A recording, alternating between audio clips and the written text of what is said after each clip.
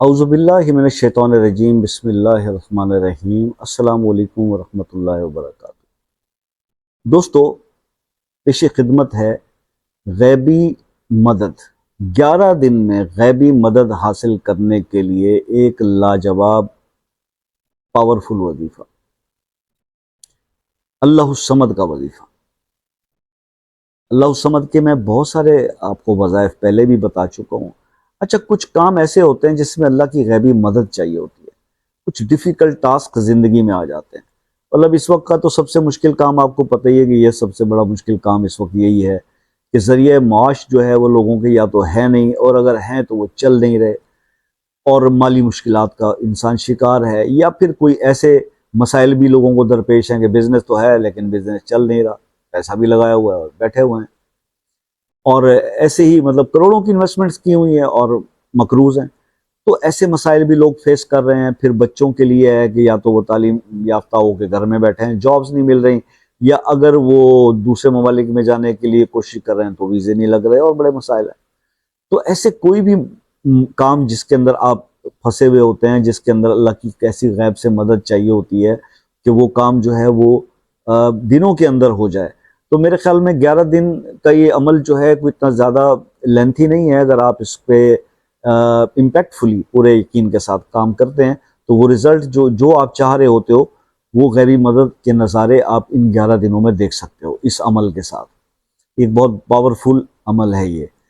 تو آپ کو سمپل یہ بتاتا ہوں کہ اس کے کرنے کا طریقہ، کیونکہ زیادہ ظاہر ہے کہ میں پھر وہی باتیں آپ کو جو بار بار، مگر یہ ضروری ہوتا ہے کہ آپ اگر یہ کہتے ہیں کہ جی ٹھیک ہے کہ مطلب کوئی کسی کام کے لیے شاہ صاحب نے یہ عمل بتا دیا تو چلے 11 دن نماز بھی پڑھ لیتے ہیں اور 11 دن یہ تسبیح کر لیتے ہیں، تو یقین کریں کہ پھر آپ اپنے آپ کو بے وقوف بنا رہے ہیں، کیونکہ اللہ کی ذات تو جانتی ہے دلوں کے حال کو۔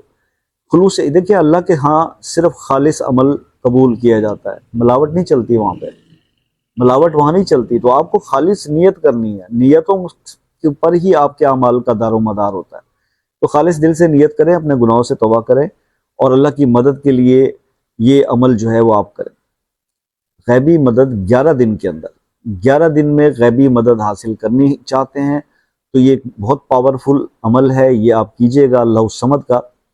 اس کا کرنے کا طریقہ میں آپ کو سمجھا دیتا ہوں، بہت آسان طریقہ کار ہے، مگر یہ جو ٹائم میں آپ کو اس کے اندر بتا رہا ہوں کہ یہ نماز ظہر کے بعد آپ نے کرنا ہے، تو نماز ظہر کا ہی یہ وظیفہ ہے، نہ تو یہ فجر میں ہو سکتا ہے، نہ عشاء میں، نہ عصر میں۔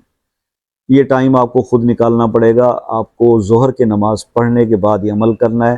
آپ نے کرنا صرف یہ ہے، ظہر کی نماز پڑھ کے 11 بار درود ابراہیمی پڑھنا ہے، اس کے بعد 1300 بار آپ نے اللہ الصمد پڑھنا ہے، اور اس کے بعد 13 بار آپ نے سورہ اخلاص پڑھنی ہے، سورہ اخلاص قل هو اللہ احد، یہ آپ نے 13 بار پڑھنی ہے، اور پھر 11 بار درود ابراہیمی پڑھنا ہے، اپنے مسئلے کے لیے دعا کر کے پھر آپ نے درود ابراہیمی پڑھنا ہے۔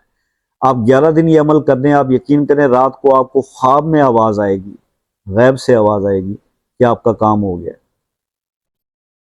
آپ کو یہ غیب سے اشارہ ہوگا۔